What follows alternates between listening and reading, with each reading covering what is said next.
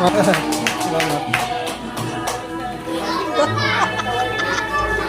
Ito talagang bata ko. Makalimut pala ito ah.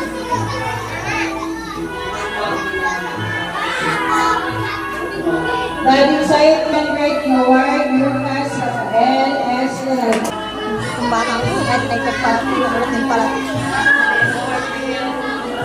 Dahil nakawal ng bata ko ah.